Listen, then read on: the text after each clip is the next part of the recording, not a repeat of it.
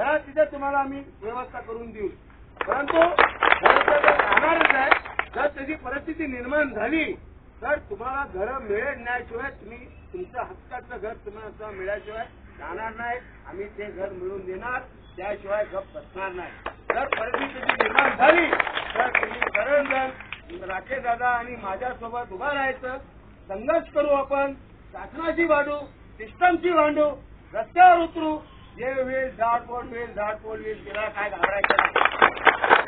आपण गेल्याच्या संध्याला मारून टाकायचं आणि आपण जिवंत राहायचं.